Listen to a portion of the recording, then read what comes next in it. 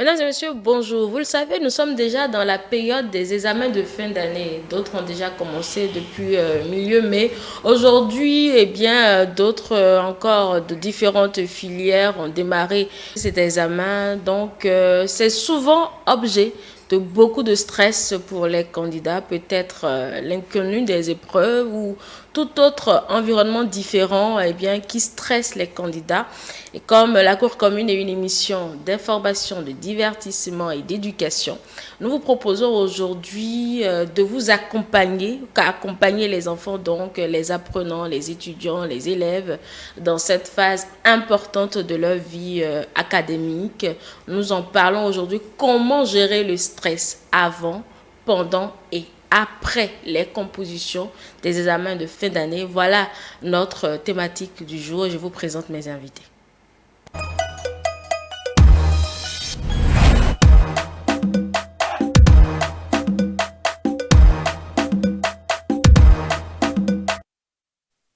Alors, pour ce plateau, j'aurai deux invités. Eugène Bédéji, qui est inspecteur de l'enseignement secondaire, et également coach Atindéou Patrick, qui est coach de vie. Bonjour, chers invités. Bonjour. Bonjour. Vous allez bien ce matin? Très bien, merci. D'accord. Nous allons commencer avec vous, inspecteur, puisque vous êtes appelé à d'autres tâches. Alors, pourquoi les examens de fin d'année, généralement, sont objets de stress pour les apprenants? Je peux commencer? Bien sûr, la question Bon, est d'abord, adressée. je me fais l'honneur de vous présenter mes vives félicitations pour la qualité du travail que vous abattez. Et il m'arrive de vous suivre de temps à autre et j'avoue que je suis absolument comblé par ce que vous faites. Merci. Et c'est un travail citoyen. Je vous y encourage vivement et vous en félicite. Ceci dit, pourquoi le stress? Le stress vient de la non-maîtrise de l'avenir, de ce qu'on a le sentiment qu'on va buter contre un obstacle, qu'on ne connaît pas le résultat qui va arriver serait-il favorable? On se pose mille questions. Et ces interrogations stressent le candidat.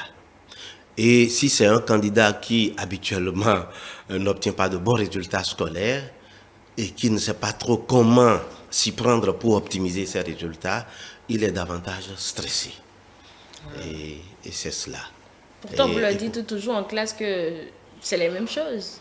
Oui, on a beau le leur dire, et il faut savoir également, et ce que je dis toujours aux candidats, l'examen, généralement, c'est plus facile que les examens blancs que vous avez. Parce que les examens blancs, malheureusement, beaucoup de professeurs mettre la barre un peu trop haut et ça donne l'impression d'un objectif inatteignable par les candidats. Et quand c'est comme ça les stresse davantage. Ils disent, mais je suis déjà ici, je ne suis pas encore à l'examen et déjà, ça se passe comme ça, je n'ai pas la moyenne. Or, la tradition montre que les moyennes d'examen blanc, quand vous allez à l'examen, c'est beaucoup mieux. Les résultats sont nettement bonifiés, sont amendés par rapport à ce qui se passe pendant les examens blancs. Et si les candidats s'en tiennent à cela, en principe, ça devrait les déstresser. Mais malheureusement, la peur de l'inconnu, la peur d'échouer, fait qu'on a toujours ce trac permanent. D'accord. Voilà. Coach Patrick, sur la même question. Alors déjà, je tiens à dire que le stress est naturel. Le surdoué, le premier de la classe, est aussi sujet au stress. C'est naturel. Ah bon? Bien sûr. Quand moi j'allais, d'abord je suis pas surdouée. C'est vrai que moi j'avais de très bonnes moyennes à l'école, mais je n'étais pas stressée. J'y suis allée de façon très sereine. Peut-être les résultats m'ont un peu stressée, mais les compositions... À un moment donné, le stress... C'est inévitable. C'est naturel. Et même dans la vie professionnelle, nous sommes soumis au stress par moment. Oui. Ce qui justifie la raison de notre présence ici, pour leur donner des orientations, pour mieux gérer cet état de choses. Donc, je pense que j'aurai à dire davantage dans la suite du développement. D'accord. Alors, inspecteur, voilà, nous sommes plein dedans. Le CEP le bac, le 12, les enfants dont font les dernières révisions, à quoi doit-il faire attention? Ok. Ils doivent faire attention à leur hygiène de vie. C'est très, très important. Savoir manger. Éviter de manger gras, par exemple. Des mets lourds à digérer, non. Éviter de manger beaucoup de viande. Éviter les beurres, les margarines, toutes ces cochonneries de blanc. Bon, vous savez, comme je vous l'ai dit, je suis herboriste, naturothérapeute et tradipraticien. Ça, c'est une passion qui ne me lâchera jamais tant que je serai sur Terre. Bon. Donc, savoir manger. L'hygiène des mains est capitale. Parce que les doigts, on a toujours le réflexe de les porter à la bouche. Or, comme ça, quand ils sont sales, c'est un vecteur de maladie. Le candidat qui ne se porte pas bien avant l'examen, c'est un problème. S'il se retrouve à l'hôpital, c'est un problème qui devient difficile à gérer. Et c'est pour cela que les parents doivent veiller à sécuriser le candidat, à ne pas, même quand il commet des bourdes, éviter de lui faire des reproches et l'amener tout doucement à la raison et lui dire, voilà, est-ce que il faut veiller à ce qu'il dorme bien. Parce que le cerveau, pour bien mémoriser, pour retenir, il a besoin d'à peu près 8 à 9 heures de repos par nuit. Et ça ne sert absolument à rien pour un candidat de veiller. Si vous veillez, vous serez davantage stressé. Vous serez fatigué. Et il faut une alimentation équilibrée. Les mets qui sont riches en vitamine C, c'est capital. Est-ce que nous, on connaît les mets qui sont riches en vitamine C? La naturothérapie règle tous ces problèmes. Ah oui, il faudrait aller chercher d'abord. Il faut manger beaucoup de fruits. Manger des légumes verts qui sont riches en oxygène, en fer. Et le fer, sans le fer, l'oxygène ne peut pas, le transit de l'oxygène dans les organes ne peut pas s'opérer. Donc il faut manger surtout les légumes verts.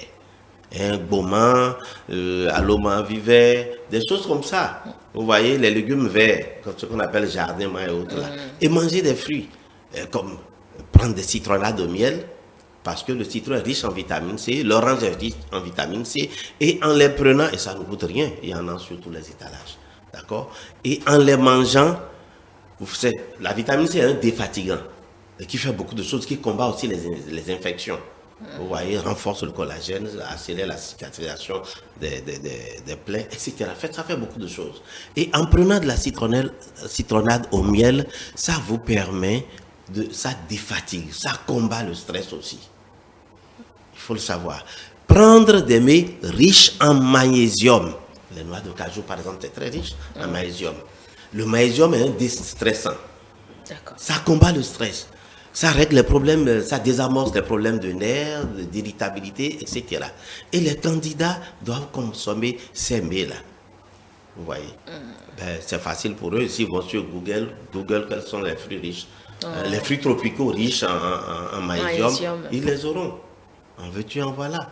Donc, et les parents doivent veiller à ce que leur alimentation soit suivie. Et qu'ils mangent des mets riches en vitamine C, des mets riches en magnésium, etc., etc. Et le soir au coucher, il faut prendre une tasse de citronnelle. Parce que la citronnelle permet de déstresser et permet de dormir. Avec un peu de miel. Bon, le miel bio, de préférence. Bon, d'accord, le miel bio. Alors, je vous demandais pourquoi ils sont stressés. Maintenant, comment on fait de cette gestion du stress? Parce que vous avez, dans ce développement, vous avez parlé de stress, est revenu plusieurs fois. Oui, casser le stress, il y a des méthodes très simples. Lesquelles? Bon, voilà. Et si vous rompez avec vos passions habituelles, ça ne vous aidera pas. Alors, un peu de sport, les amis, échanger avec ses amis. Des amis qui sont aussi stressés? Je sais si les amis, ça oui, veut dire mais il faut parler d'autre chose que de l'examen. Quand vous êtes avec les amis, évitez de parler de l'examen, parlez d'autre chose. Des choses heureuses, faire du sport, savoir respirer aussi, c'est très important. Inspirer. Et évacuer, ça évacue le stress. Et expirer profondément. ça permet d'évacuer aussi le stress. Vous savez, l'oxygène, c'est la vie. Quand vous inspirez, vous avalez un bol d'oxygène. Vous expirez, le CO2 s'en va. Vous voyez? Et le stress part avec le CO2. Tout cela est important. Échanger avec des amis, écouter de la musique et faire du sport permet de se déconnecter de ce qui vous tenaille l'esprit. C'est très important. D'accord. Et comment avoir cette mémoire infaillible, puisque c'est dans la mémoire, on a bûché, il faut rendre, pour être sûr de ne pas avoir un blackout dû surtout au stress, à la peur qui règne le jour J. Il faut aider le cerveau. Aider le cerveau par le sommeil. Un candidat doit bien dormir. Par le sommeil et utiliser aussi le miel, ça aide beaucoup le cerveau à retenir. Ça aide beaucoup. Bon, évidemment, aujourd'hui, c'est le miel frelaté qu'on trouve partout. Mais moi, les produits que je fais, c'est à base de miel bio, strictement bio. Moi-même, déjà, j'en fabrique. Et je sais que ça, le meilleur miel bio, c'est celui que vous-même vous fabriquez. On peut fabriquer sans la veille, on ne peut pas fabriquer. Ah non, vous ne pouvez pas. Mais ça veut dire que j'ai quelque part, ça veut dire que j'ai une petite ferme. Donc vous êtes apiculteur. Mais je ne le vends pas. C'est pour moi, strictement pour moi-même. Pour les produits que je fais. Il y a des choses que les paysans me trouvent dans les termitières. Il y a le piment de Guinée, il y a le romarin.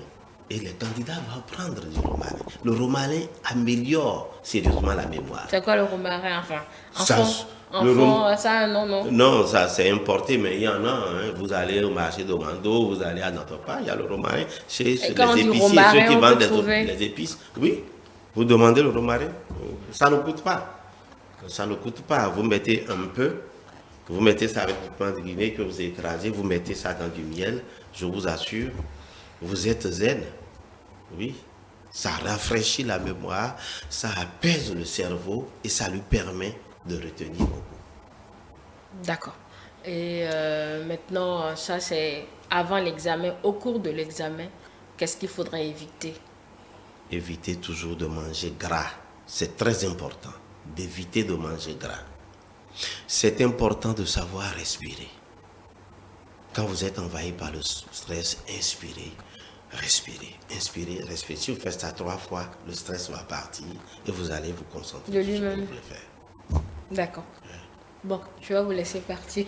Merci. Autrement, vous risquez de ne plus savoir quoi dire. Je vais vous laisser partir, monsieur. Vous avez pris pas le temps. Toutes nos excuses, mesdames et messieurs. Alors, inspecteur, vous êtes parti, on vous raccompagne. Merci.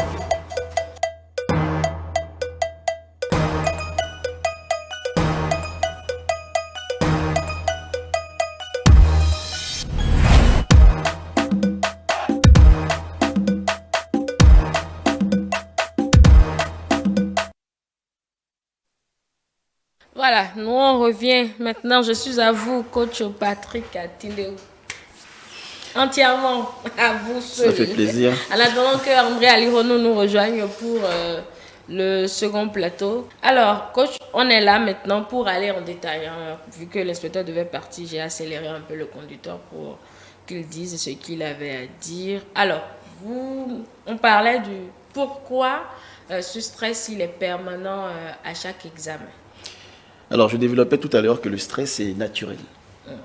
Il faut déjà commencer par le comprendre. C'est la première étape. Et lorsque vous n'arrivez pas à comprendre que le stress est naturel, vous permettez au stress de donner vie à des émotions. Ces émotions ouvrent la porte à des états d'esprit. Je donne des exemples simples. Lorsque le stress est là, le stress laisse place à la peur, laisse place au doute. La peur, le doute laisse place au manque de confiance en soi et à l'instabilité intérieure. Vous n'avez plus confiance en vous et vous n'avez plus la possibilité de faire les choses de manière correcte.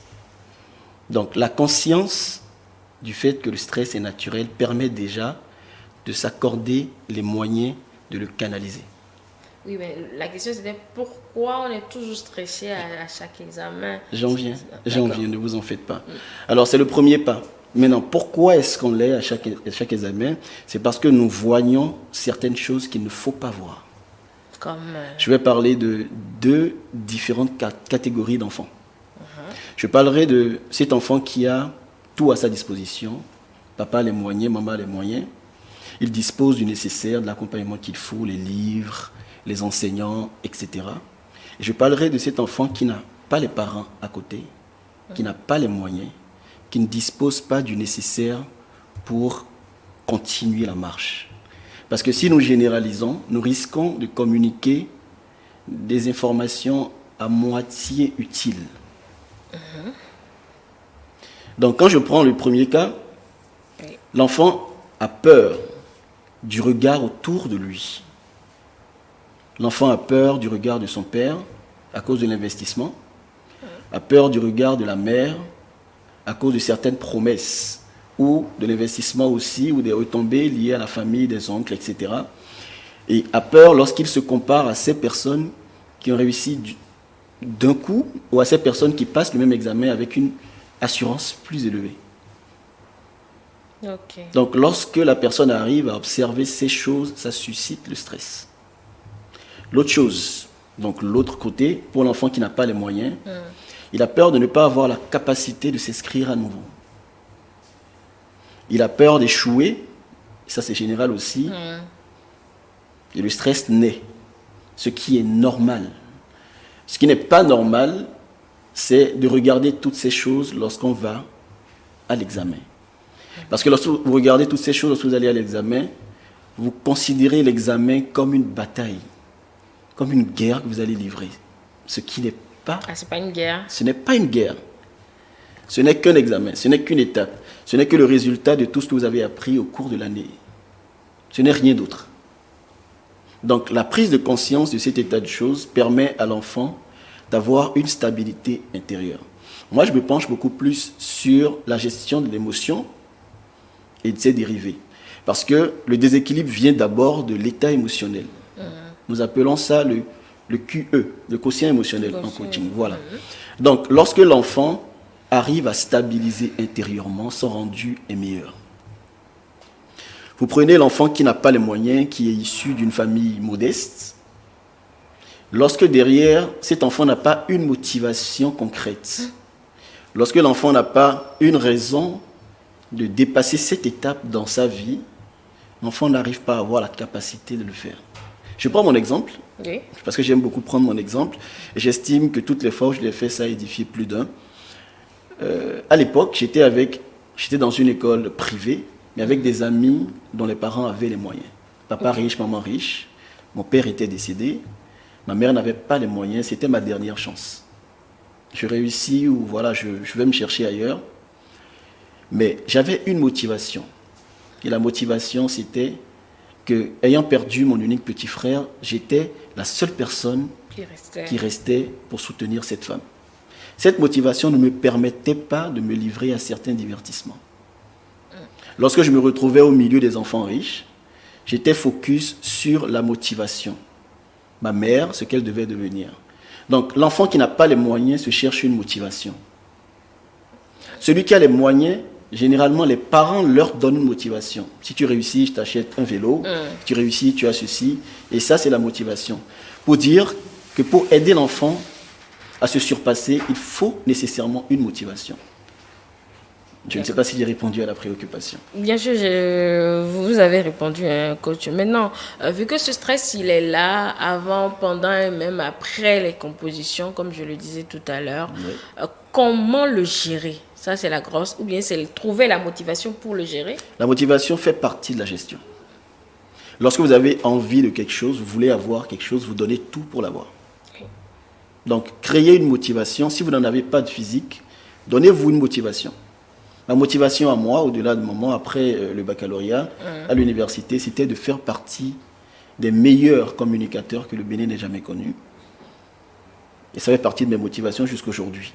Et je pense que ça marche bien. Donc l'enfant qui n'a pas les moyens derrière, une personne qui soutient son évolution doit se donner une motivation, une raison de continuer d'avancer. Mais quand on n'a généralement pas les moyens, c'est source même de stress encore. Justement, ça dépend de la perception que vous avez de votre état. Si vous êtes le genre de personne qui estimez que votre état actuel est éternel ou qu'il ne changera jamais, vous allez stresser davantage.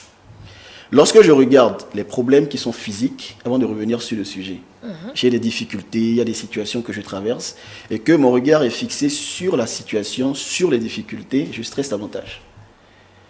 Mais lorsque je détourne mon regard de la situation, des difficultés que je traverse, et que je me tourne vers des possibilités de solutions, je stresse moins. J'ai plus de raisons de croire que je pourrais apporter des solutions à ma situation que de me focaliser sur la situation qui me stresse davantage. Ça se fait, et lorsque vous arrivez à le faire, vous vous rendrez compte en fait que votre état vibratoire, c'est un mot sensible, c'est en coaching que nous l'utilisons souvent, se rééquilibre systématiquement. L'inspecteur a parlé du sport, de certaines activités à faire. Oui. Lorsque je suis avec des amis, nous suivons des films comiques. Et que je me mets à rigoler, je me concentre sur le film, je ne pense plus à l'examen. Exactement. Ouais. Donc, c'est faisable dans la vie active et c'est faisable aussi au niveau des enfants. Donc, pour gérer le stress, il faut penser à autre chose. Il faut passer à autre chose tout en ne perdant pas de vue l'objectif. Que ce soit l'enfant issu d'une famille aisée ou l'enfant issu d'une famille modeste, je sais que je vais à l'examen, je sais que j'y vais parce que je veux réussir, mais je ne vais pas passer toute une journée de 24 heures à 24 heures à me focaliser sur l'examen au point de créer en moi le stress. Lorsque j'ai des temps morts, je me permets d'aller rigoler avec des amis, je sors, je vais me balader, j'écoute de la musique, je passe à autre chose. Le temps de revenir dans le calendrier que j'ai défini pour la journée. Donc, la motivation, elle permet d'augmenter la confiance en soi.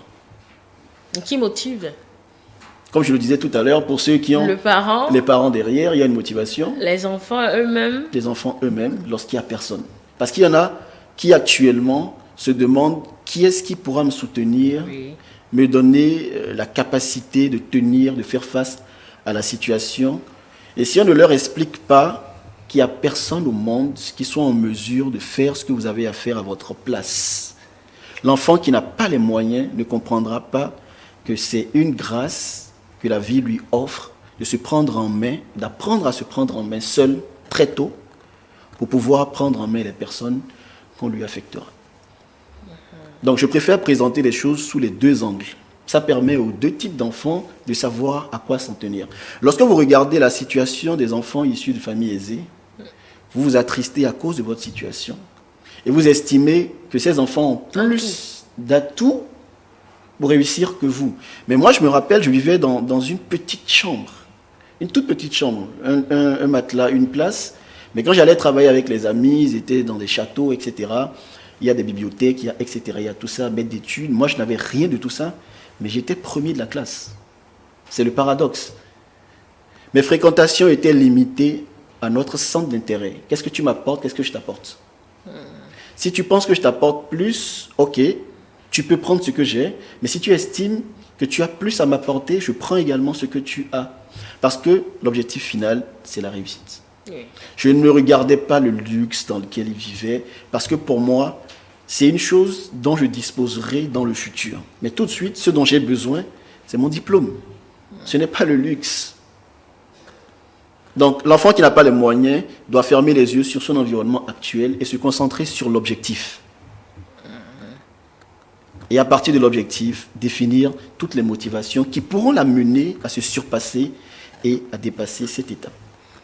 Donc avant l'examen, je pense que l'inspecteur a présenté plusieurs points, je ne vais pas revenir dessus.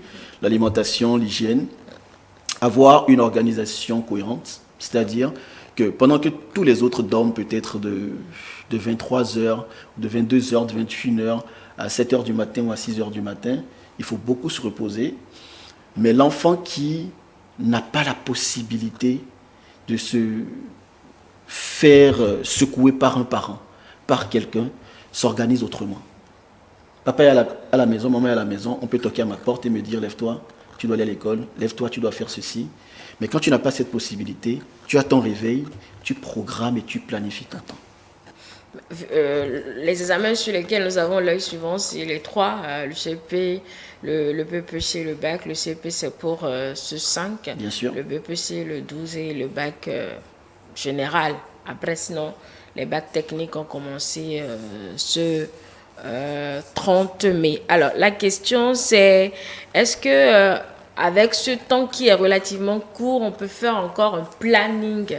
Je pense que si le planning n'a pas été fait, depuis, c'est qu'actuellement, c'est compliqué. Parce qu'actuellement, ce qu'il y a à faire, c'est faire de petites révisions, pas des révisions corsées. Le cerveau doit se reposer et on doit donner du temps à la mémoire pour retenir ce qui est déjà, ce qui existe déjà et offrir lors des compositions ce qui existe déjà. Donc, des révisions, mais de manière très souple. Et pour ça, il faut un accompagnement. Justement, parce que si on prend le cas des enfants du CEP, eux, on doit tout leur Exactement. apprendre à faire, il faut les aider à faire. Donc, voilà, le rôle des parents, surtout pour ces jeunes candidats. Exactement. Alors, ça m'envoie à dire que les premiers coachs auprès des enfants, ce sont les parents. Et ce qui fait que les enfants n'arrivent pas à s'en sortir, c'est parce que les parents eux-mêmes ne sont pas correctement coachés. Un parent bien coaché est un meilleur coach pour son enfant. Nous travaillons à le faire tous les jours. Aider la mère à savoir quoi dire aux enfants, comment traiter les enfants avant les examens. Parce que lorsque l'enfant, déjà une semaine avant, après une bourde ou une erreur, maman se lève et lui dit qu'il ou qu'elle n'a rien dans la tête, qu'elle est tarée, qu'elle ne sert à rien, ce sont des informations que le cerveau capte. Et lorsque l'enfant a envie de se surpasser, l'enfant se rappelle que maman lui a dit, c'est sa mère. Maman ne l'a pas insulté, maman lui a dit qu'il ou qu'elle ne sert à rien. Du coup, l'enfant commence par en faire sa vérité, sa réalité, parce que c'est ce que maman lui a dit. C'est là où c'est assez subtil avec les enfants. De 0 à 7 ans, l'enfant enregistre tout ce que vous dites, tout ce que vous faites, et après 7 ans, l'enfant redéploie tout ce qu'il vous a vu faire ou tout ce qu'il a entendu de vous. C'est là où il y a la sensibilité avec les enfants. Pour l'enfant, c'est que vous êtes, si vous êtes le père, vous êtes le premier éducateur, vous êtes la mère, la première éducatrice. Donc pour l'enfant, c'est que déjà mes parents sont en train de me dire les choses qui sont vraies, qui sont correctes. Donc quand vous insultez l'enfant, ça devient sa vérité. Bon, les enfants aussi ne sont pas des œufs qu'il faudrait oui, mais il y a de la manière. Prendre avec... Il y a de la manière. Avant de punir un enfant, il y a des mots comme champion, pourquoi tu as fait ça? Champion. C'est un mot positif. Mais généralement, chez nous, ce sont de gros mots. Les mots sont souvent déplacés. Et ça amène l'enfant à ne plus croire en lui. Parce que maman lui a tellement dit ça qu'il commence par intégrer qu'il est un taré. Ce sont des choses qu'il faut éviter avant les examens. Ou dire à l'enfant, tu ne bouges pas suffisamment, tu es paresseux, tu ne sers à rien dans la maison, tu ne fais pas ceci, tu ne fais pas cela. Vous savez, nous pouvons les comparer à un disque dur. Ce sont les informations que vous mettez dessus que l'esprit de l'homme utilise pour agir. Si vous mettez de mauvaises informations dessus, l'esprit n'utilisera que ces mauvaises informations pour agir. Si je vous dis par exemple, si vous avez déjà vu une tour qui existe peut-être à Strasbourg et que vous n'avez jamais vu, je vous demande quelle est sa forme. Vous ne pourrez jamais me dire quelle est sa forme. Non. Parce que vous ne l'avez jamais vue. Ce n'est pas sur votre disque dur. Vous ne pouvez parler que de ce que vous avez déjà vu. Donc l'enfant ne peut extérioriser que ce qu'on a déjà semé en lui.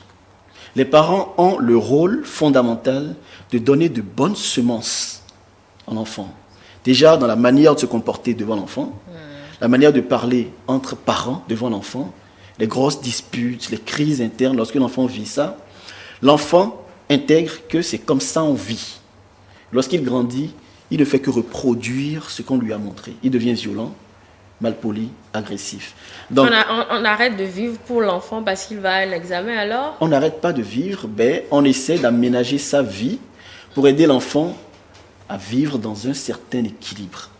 C'est important et c'est un effort qu'il faut faire. La sensibilité de l'enfant n'est pas comparable à la sensibilité des adultes. Donc il faut les considérer déjà comme des œufs. Je reviens dessus. Surtout lorsqu'il y a pour eux une épreuve difficile à traverser. C'est pour un temps. Si vous arrivez à faire violence sur vous-même, sur cette période, et que vous permettez à l'enfant de réussir, c'est pour votre bien et c'est pour le sien également. Donc ça ne sert à rien de le traumatiser avant l'examen et au final être obligé de payer à nouveau la scolarité l'année suivante parce que vous n'avez pas été suffisamment susceptible. Donc le rôle des parents, c'est déjà ça. Je suis en train de parcourir les grandes lignes parce qu'il y a plus que ça. Après les examens, il y a encore un travail de coaching que chaque parent doit faire.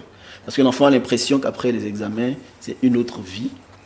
Sinon que c'est la belle vie, mais en réalité, c'est la vraie vie après les examens. Bon, là, nous sommes encore avant les examens. Avant les examens. Avant les examens, Voilà. le rôle des parents, surtout pour les tout petits. Alors, si mon petit qui va au CP semble avoir des difficultés dans une matière, notamment les calculs, Oui. Comment je fais? Est-ce que c'est le moment encore de lui trouver des répétiteurs pour répéter? À l'heure actuelle, ce n'est pas évident. Vu le timing, ce n'est pas évident. Mais déjà, il faut l'aider à performer dans les matières dans lesquelles il performe. L'examen, c'est une question de stratégie, c'est une question d'orientation stratégique. Ce n'est pas parce qu'il ne performe pas en mathématiques qu'à cause de cette matière-là, il va échouer. Ça me rappelle une amie en classe de terminale qui était dernière de la classe, mais on est allé à l'examen, elle a réussi. Pendant que le troisième de la classe a échoué. Parce qu'à un moment donné, elle a rejoint notre groupe. Les amis qui travaillaient à l'école m'ont dit, écoute, repousse-la, elle n'est pas intelligente. Mais moi, j'ai préféré l'accueillir et l'aider parce que j'estime que tout le monde a droit à une chance. Elle a cru en elle-même. Oui. Je lui ai dit, essaie de performer en biologie, en SVT. Fais des efforts et reprends les exercices que je te donne en maths et en physique suffisamment à un point où tu les maîtrises. C'est tout ce que je lui ai demandé de faire. Parce que ça ne servait à rien de lui expliquer les choses, elle ne comprendrait pas. Mais déjà, fais cet exercice de manière répétée et reviens me faire le rendu. J'ai pris l'épreuve et elle a fait exactement ce qu'il y avait comme correction par rapport à l'exercice. Mais lors de l'examen, de manière fortuite, les exercices sont sortis. Que ce soit en maths, il y a au moins un exercice qui est sorti. En SVT, 2 exercices. Et en physique, les exercices sont sortis. Elle a eu le baccalauréat avec la moyenne juste, mais au moins elle a eu. Elle a eu son bac. Voilà. Donc c'est une question de stratégie, c'est une question de méthode. Aujourd'hui, on ne peut pas demander à un parent de prendre un répétiteur. C'est du gaspillage. Mais le parent peut prendre en 5 jours un orienteur pour jauger les domaines de performance de l'enfant. C'est quoi la différence? Un orienteur, c'est une personne qui fait d'abord une analyse générale et qui oriente l'enfant dans une direction qui lui permettrait d'avoir les résultats escomptés. Le répétiteur répète, il fait, il revient, il refait. Il se charge en fait de permettre à l'enfant de comprendre comment les choses se font. Moi, je ne viendrai pas vers l'enfant lui dire, voilà comment on fait tel calcul, tel calcul. Dans quelle matière est-ce que tu te sens à l'aise? Je me sens à l'aise en anglais, en français. Quels sont les résultats que tu as déjà eus? Et je l'oriente en fonction des domaines de performance. Je sais que lorsqu'il arrive à totaliser tel point ou telle moyenne dans tel nombre de matières, il a la moyenne demandée pour son examen. Même s'il ne performe pas dans la matière dans laquelle il se sent faible et qu'il arrive à rééquilibrer là-bas, il a la moyenne. Au finish, c'est la moyenne qu'on recherche. N'est-ce pas une erreur? Parce qu'en matière d'examen, tout dépend. Tu peux bien performer en maths, anglais, physique, et puis le jour J, ce sont les épreuves les plus difficiles qui vous seront proposées là. Peut-être c'est les matières dans lesquelles tu ne te retrouves pas, qui sont accessibles. Par expérience, ce n'est pas une erreur. Pourquoi? Parce que les examens blancs permettent déjà d'aider les enfants à se préparer pour l'examen. Et au cours des examens blancs, on sait déjà plus ou moins quelles sont les performances de chaque élève. Ils n'apporteront jamais en examen ce qui n'a pas été vu en classe. Ça, c'est une évidence. Oui. L'idée de l'examen, ce n'est pas de traumatiser l'enfant ou l'empêcher de réussir, bien au contraire.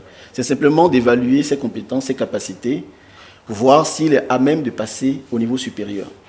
Donc, lorsque l'enfant reconnaît ses performances dans une matière, et c'est ce que je recommande généralement, c'est qu'il faut l'aider à performer davantage. Je prends un exemple où l'enfant ne travaillait pas un enfant que j'accompagnais, il ne travaillait pas en mathématiques, mais il s'en sortait plus ou moins en sciences physiques. Il arrivait à performer en SVT. Mais je ne lui ai pas demandé de faire des exploits en maths. Je lui ai dit, essaye d'avoir 10. Si tu as la possibilité, essaye d'avoir 10. Donne le maximum en SVT, coefficient 5, bac D. Donne le maximum que tu peux en physique. Et dans les matières littéraires, fais le maximum pour excéder 12. Ce sont des orientations qui permettent à l'enfant de se fixer des objectifs. Vous voyez? Mais en faisant le tout, il s'est rendu compte en fait qu'avoir 10 en maths et avoir ses moyens, il a eu 16 en SVT, avoir ses moyens dans les autres matières lui permettent au final d'avoir le résultat escompté. Il a fini le baccalauréat avec une bonne mention. Donc les orienteurs permettent aux enfants d'avoir une clarté sur là où ils vont et ce qu'ils doivent faire. Nous stressons généralement parce que nous ne savons pas ce que nous devons faire. Le répétiteur viendra avec la chicotte, il n'est pas obéissant, il ne garde pas les leçons, il ne fait pas ceci, mais il est censé orienter l'enfant, pas le taper. Oui. Lorsque l'enfant commence par comprendre ce qu'il doit faire, il ne se perd plus. Oui. Voilà, donc c'est le rôle de l'orienteur. Et c'est le rôle du coach. Le coach scolaire oriente. Le répétiteur vient avec les exercices, il réexplique les exercices. J'ai coaché les enfants, par exemple, l'année dernière, où, à un moment donné, je me suis rendu compte que ce qui permettait à l'enfant, à la fille, d'exceller et au garçon de ne donner aucun résultat, c'est parce qu'il subissait des pressions internes avec ses amis à l'école, mais qu'il n'avait pas la possibilité d'en parler avec ses parents. Parce que les parents n'étaient jamais là. Les parents estiment à leur arrivée qu'ils sont fatigués et qu'eux, ils doivent être devant les cahiers. Mais il y a un blocage intérieur. Lorsqu'il est à l'école, tout le monde lui crie dessus, on l'insulte, on le traite de tous les noms et on le dénigre. Il n'a plus d'estime de lui-même. Il ne peut pas être rentable. On peut prendre le meilleur répétiteur au monde. Il ne donnera aucun résultat parce qu'intérieurement, il est bloqué. Il faut un coach. C'est là, en fait, que nous intervenons. Lorsque l'enfant arrive à s'extérioriser, à se dégager, à en parler à quelqu'un, et que la personne comprend ses douleurs, lui donne une orientation pour mieux gérer cette situation, l'enfant arrive à un niveau de stabilité intéressant et vous voyez par vous-même que les résultats deviennent extraordinaires. Est-ce que la simple présence des parents par ces temps-ci apporte quelque chose de particulier? La présence physique? Oui, physique. Aux côtés des enfants dans ces préparatifs. C'est fondamental, je dirais même que c'est indispensable. Pour le tout petit qui va au CEP, papa, maman, ce sont ses modèles. La présence physique est importante. Lorsque vous prenez votre enfant le soir, après qu'il ait fini de lire ses cours, et que vous le mettez en véhicule, vous allez vous balader. Vous allez prendre un pot ensemble, vous passez du temps ensemble. L'atmosphère permet à l'enfant de se sentir en confiance parce que papa est là, maman est là. Lorsque vous passez du temps à lui dire « je suis là », même si tu ne me vois pas, je serai toujours là. N'aie pas peur, je suis là. Ces genres d'informations permettent à l'enfant de vivre comme si papa et maman étaient réellement là. Donc, vous leur communiquez une certaine sécurité. La présence physique des parents est capitale. S'il y a des parents qui ont des enfants, actuellement où nous parlons, et qui vont à l'examen dans quelques jours, moi je leur demanderai... Qui ont démarré aussi. Voilà, bien sûr, je leur demanderai de mettre ces enfants en priorité, parce que c'est 3 jours, je pense. Oui, juste 3 jours. C'est 3 jours. Et ces 3 jours déterminent l'équilibre mental et émotionnel de leur enfant. Lorsque l'enfant échoue, il y a quelque chose qui se brise et il est difficile de recoller les morceaux. Si vous avez la possibilité de traiter ça avant les examens, faites-le. C'est un petit sacrifice pour beaucoup de résultats. Voilà. D'accord. Alors, venons-en maintenant au jour J. Le jour J. Oui, je vous y tenais, on y est. Alors, le jour J. Alors, le jour J. Le jour J, j'estime qu'il y a des comportements à adopter. Le premier comportement, c'est d'éviter les groupes dans lesquels les idées vont ça et là. Je me rassemble avec 5 amis, l'autre parle de SA1, l'autre parle de SA6, l'autre parle de SA8. Finalement, je me déconnecte de ce que j'ai appris. Et je me mets à leur rythme à eux. Exactement. Et généralement, ça permet à l'enfant, avec brio, d'échouer. Échouer avec brio. Parce qu'en fait, la mémoire avait déjà préparé certaines informations à servir. Le cerveau avait déjà préparé certaines informations à communiquer, mais l'enfant en reçoit davantage. Finalement, qu'est-ce qu'il faut lui donner? Donc, évitez déjà ces regroupements. C'est comme un ordinateur à qui on demande beaucoup de choses, finit par se planter. Oui, bien sûr. Et c'est plus ce que vous voulez à la fin. C'est exactement ça. C'est vrai que le cerveau de l'homme n'est pas un ordinateur, mais l'ordinateur a été créé sous l'inspiration du cerveau de l'homme. Il faut savoir que le corps humain a un mode de fonctionnement. Donc la première des choses, c'est éviter ces regroupements. En dehors de ça, lorsque vous mettez devant l'épreuve, vous devez rester concentré sur ce que vous avez déjà retenu. Okay. C'est comme si vous avez dans votre cerveau un tiroir dans lequel vous avez stocké un certain nombre de choses. Vous avez besoin de ça, vous ouvrez le tiroir, vous vérifiez tout ce que vous avez stocké. J'ai appris ceci, j'ai appris ceci. Lorsque l'épreuve vient et que vous retrouvez ce que vous avez appris dedans, vous avez plus de facilité à rendre. Mais si vous ne faites pas ce travail au préalable et que vous ne vous préparez pas dans ce sens, lorsque l'épreuve vient, vous vous perdez. C'est systématique. Après la composition, après cette épreuve, vous devez à la sortie essayer de vous retrouver dans un environnement calme. C'est une erreur de sortir, d'aller voir les amis, rigoler. Voilà, ça s'est passé comme ceci. Moi, j'ai pu faire ceci. Moi, j'ai pu faire cela. Non, vous n'avez pas besoin de ça. Cette épreuve sur laquelle vous êtes en train de discuter après la composition est déjà passée. Oui. Vous êtes appelé à faire face à une autre épreuve. Et en ça, vous devez rester focus sur cette épreuve. Vous cherchez un environnement calme où vous avez la possibilité de relire, pas d'apprendre, de relire ce que vous avez déjà appris dans le passé et de permettre à la mémoire de se rafraîchir.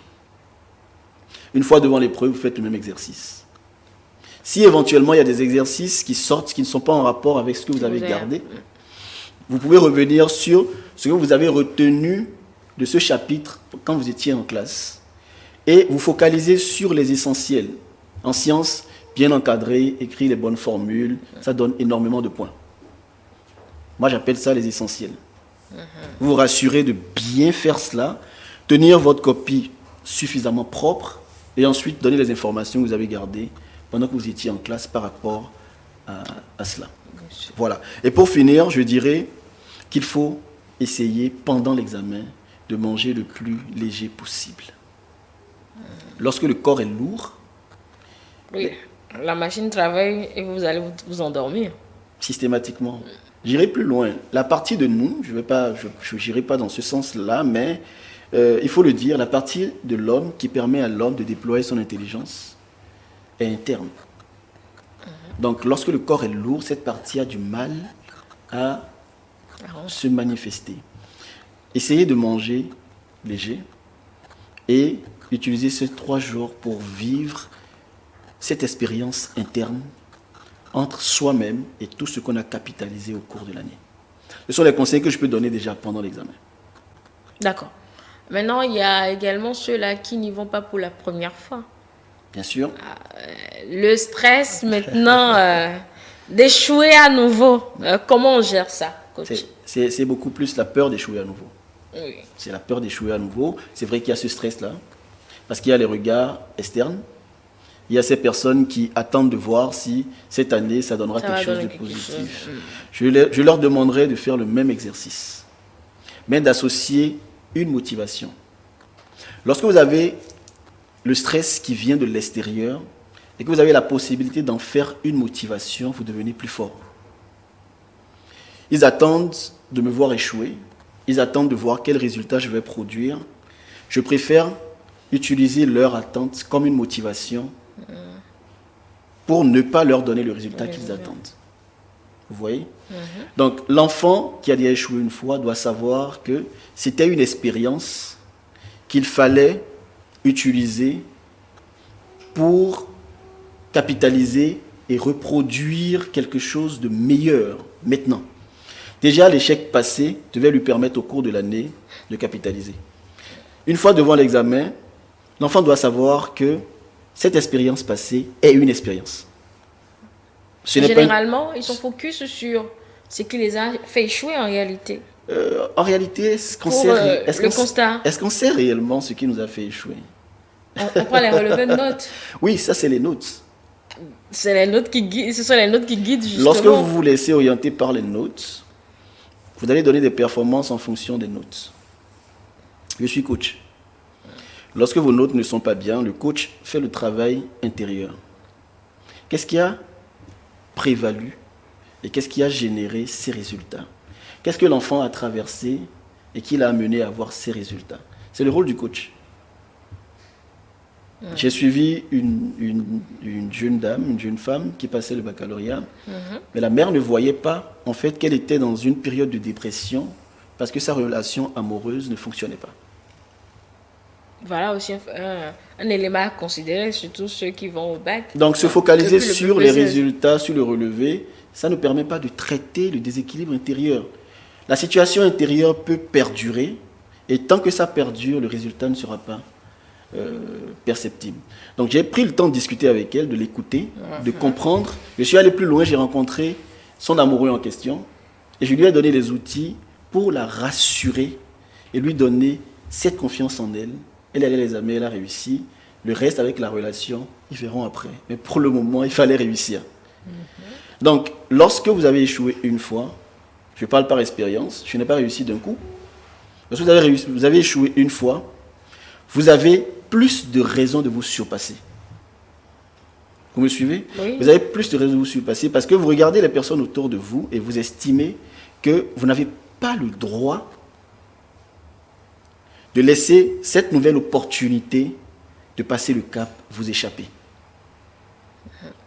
Je parlerai beaucoup plus de motivation à l'endroit de ces personnes-là. Je n'ai pas le droit, je ne peux pas me le permettre.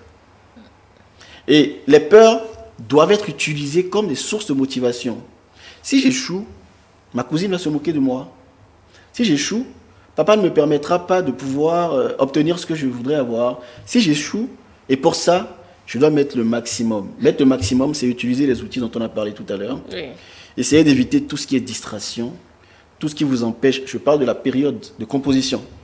Je finis, je rencontre un ami qui me dit « Viens, on va jouer aux jeux vidéo » ou on sort rapidement pour aller prendre un café. Je ne suis pas intéressé par ça. Je suis intéressé par ma réussite. Je m'isole, je me crée un environnement où je me sens plus en sécurité et dans cet environnement, je me concentre sur le nécessaire. Mais c'est de ça qu'il est question. Et ça passe très vite. Je suis allé au bac la première fois, j'en parle, pour aider ces personnes qui ont déjà échoué.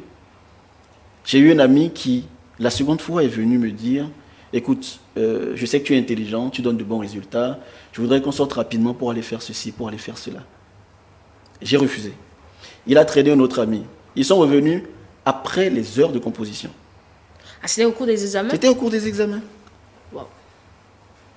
Ok.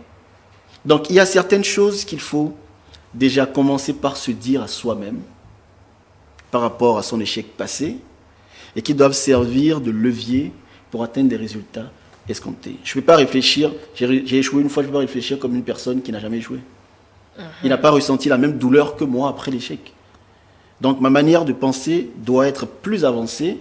J'ai eu la chance de faire la classe déjà une fois, donc forcément, j'ai quelque chose qui n'a pas. Je dois utiliser tous ces atouts et les mettre en ma faveur. Donc, déjà, c'est ma recommandation pour celui qui a déjà repris la classe une fois. Et celui qui est là en pleine déception amoureuse ou celle qui est là en pleine déception amoureuse et l'examen, il est là. Il y a un mal-être, il faut rendre à l'examen. Comment affronter ces épreuves-là, coach? Ma conscience me dit de dire à ses parents, à cette personne-là, dire à ses parents de prendre un coach, un accompagnateur avant ces jours-là. Bon, vous savez, il y a certaines choses qu'on ne canalise pas lorsqu'on n'est pas accompagné. La fameuse phrase qui dit que le cœur a ses raisons que la raison ignore. Vous ne pouvez pas demander à une personne qui est intérieurement instable d'être productive. Chez nous, nous estimons qu'une personne stable, une personne équilibrée est plus productive qu'une personne qui fait semblant d'être productive mais qui intérieurement est déséquilibrée. Donc, je vais recommander aux parents qui suivent actuellement de prendre un coach, même si c'est pour 5 jours, en ligne ou en présentiel, une personne à qui elle pourra parler ou à qui il pourra parler et qui pourra traiter ce programme. C'est un programme, nous appelons ça des programmes. Le programme est actif. Tant que le programme actif n'est pas éteint, n'est pas détruit, l'enfant il va vivre avec ce programme-là. Et lorsqu'il voudra rendre, s'il y a un seul détail qui lui fait penser à son amoureux ou à son amoureuse, c'est que l'examen est à l'eau. Le parent même ne peut pas gérer ça. S'il est préparé pour. Le parent a du mal à le gérer. Pourquoi? Parce que c'est son investissement. Il pense d'abord à son investissement. Le parent a peur de repayer la même scolarité l'année prochaine. Donc il y a beaucoup de facteurs externes qui interviennent. Mais si c'est un parent qui vit avec un certain détachement avec l'enfant, il peut le faire. Donc ma seconde recommandation, c'est que le parent lui-même gère ça, mais qu'il se fasse accompagner. Tous les parents n'ont pas appris à exercer le métier de coach. C'est un métier, c'est un travail. Il faut de la manière. Là où l'enfant refuse d'obtempérer ou refuse de réagir et que papa au moment se met en colère, le coach ne peut pas se mettre en colère. Il comprend en fait que pour avoir un effet, il faut une cause. Il va chercher la cause, il va traiter la cause pour avoir de meilleurs effets. Ce que papa au moment ne pourra pas faire calmement parce que c'est leur investissement. D'accord. Donc, je ne demande pas nécessairement que le coach soit embauché pour l'enfant, même pour le parent aussi. En ligne, on peut travailler. Physiquement, on peut travailler. Mais c'est important de traiter ces paramètres-là. Si c'est un garçon, il rencontre une jeune femme en centre d'examen qui a la silhouette de celle avec qui il est en train de vivre la situation, c'est que l'enfant là est déjà déséquilibré. Il ne pourra pas rendre s'il n'y a pas un accompagnateur qui lui dit « Réoriente tes pensées vers ce pourquoi tu es là ». Allez, coach, on va faire une coup de pause, histoire de respirer un peu, et on revient pour surtout l'après. C'est parfait. À tout de suite. Par exemple, ici, il y a 5 jours. Et la consommation en tonnes, c'est 650 tonnes. Et là, il y a 8 jours. Alors, quelle valeur on va prendre? On va prendre 650 tonnes et prendre 8 jours. C'est la dernière ligne droite où les candidats aux différents examens seront évalués dans le but de mesurer leurs compétences et leur aptitude par rapport aux notions reçues en classe. Lors des examens, les candidats sont soumis à une série d'épreuves. Sont-ils prêts? Comment s'organisent-ils en ces derniers jours? Quelques candidats à l'examen du certificat d'études primaires rencontrés se prononcent. Je trouve que ces révisions sont très bonnes. Je connais déjà toutes les formules en mathématiques, les dates de la colonisation française et d'autres choses encore de plus. Moi, je me sens déjà très prêt pour affronter les épreuves. Moi, je trouve que les dernières révisions qui se font en classe, c'est de très bonnes révisions. Pour pouvoir réviser mes cours à la maison, je me repose un peu, puis je prends mon cahier. Je révise surtout les formules en mathématiques et les leçons. À l'heure actuelle, là, moi, je suis déjà prête pour l'examen national. À la maison, quand je viens, je me lave et je commence mes révisions. Je commence d'abord par le ST, après le S, la mathématique et la couture. Je suis prête pour affronter les épreuves de l'examen. Je suis sûre qu'on va tous passer pour passer en classe supérieure pour aller en 6e. Le constat est le même chez les candidats du BEPC et du baccalauréat. 20. Il va tirer maintenant ME-8. Ça fait quoi? Ça fait 4, voilà, 6 par 4, sur quoi? Sur 20.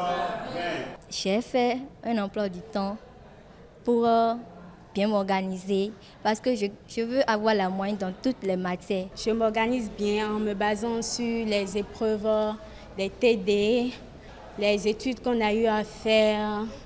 Et une fois à la maison, je révise les épreuves pour voir si j'ai bien compris certains détails. Et au cas où je n'aurais pas compris, je demande au professeur de m'aider.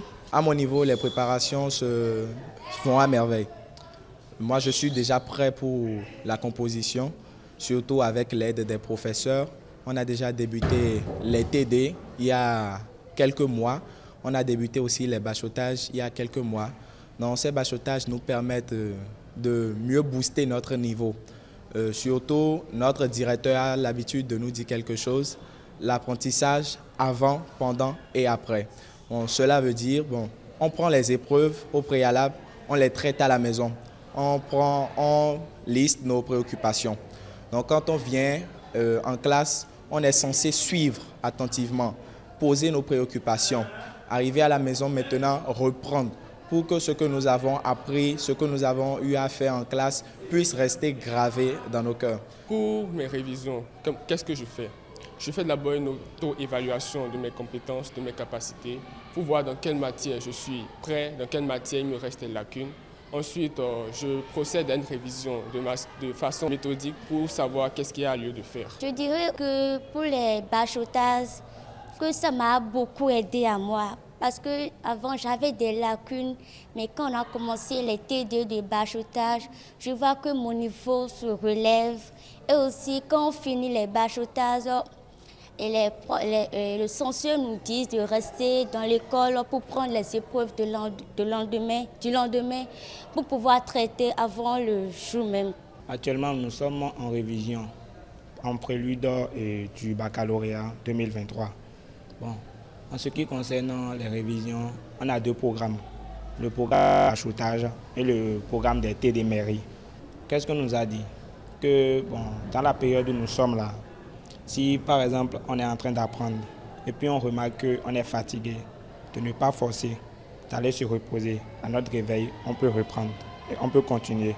L'approche des examens cause le stress chez les apprenants. Il faut avouer que le stress est inévitable. Afin de pouvoir gérer cette peur, des conseils leur ont été prodigués par les enseignants et leurs parents. Les professeurs me disent souvent de ne pas trop stresser, d'avoir confiance en moi. Les conseils de mes parents, ils me disent souvent de ne pas trop veiller, de me coucher trop tôt et puis de vite me réveiller pour voir si je peux réviser quelques éléments du cours. Et côté détermination, qu'ils ont confiance en moi, que je peux réussir. Bon, le BPC, moi, je suis sûre que cette année, je l'aurai.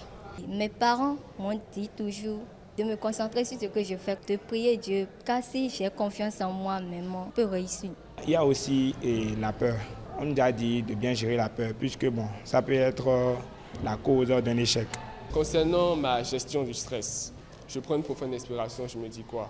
Que ce que j'ai fait là, je l'ai déjà fait plusieurs fois. Je baisse l'épreuve, je baisse la tête, je prie s'il est nécessaire et je me remets en moi-même. Quand je vois que j'ai dominé le stress, je reprends l'épreuve et je me mets à travailler. Si c'est qu'on me demandait si le bac est demain, est-ce que je suis prêt? Je crois que je pourrais affirmer avec conviction que oui, je suis prêt. Certes, il y a le stress qui domine parfois, c'est tout à fait normal, nous sommes des humains, mais je crois que ça pourrait aller. Les conseils que nos professeurs nous donnent, c'est que quand on est face à une épreuve et qu'on constate que le stress ou la peur viennent, il faut d'abord déposer le bic et se préparer psychologiquement et digérer d'abord le stress ou la peur pour pouvoir continuer notre composition. Mes parents à la maison, ils me disent souvent que de ne pas se décourager, que ça a été toujours comme ça, que je ne suis pas la première, ni je serai la dernière. Donc de prendre mon courage à main pour pouvoir affronter à cela. Avec l'aide des professeurs de l'administration de l'école, moi je me sens prêt pour pouvoir composer, même si le bac était demain. Aussi avec les parents, tout va bien. Les parents ont l'habitude de nous dire, si nous sommes fatigués, déposer d'abord le cahier, de se reposer. Parce que lui a assis quel qu'il se doit, donc de déposer le cahier et de se reposer. On a un peu de force maintenant pour pouvoir mieux apprendre les cours. Donc, avec l'aide de tous ceux-ci, les parents, les professeurs, toute l'administration, moi, je suis déjà prêt pour la composition du baccalauréat. À mon niveau, je peux dire que je suis prêt pour le bac qui vient, le 19. Puisque, côté révision, la matière dans laquelle je sais que je suis prêt là, je passe moins de temps avec cette matière. Et puis, la matière dans laquelle je sais que je ne suis pas encore totalement prêt, je passe un peu plus de temps. Il est à rappeler que le lancement officiel des épreuves du certificat d'études primaires est prévu pour ce 5 juin 2023. La session normale du brevet d'études premier cycle se tiendra le 12 juin 2023 et celui du baccalauréat le 19 juin 2023.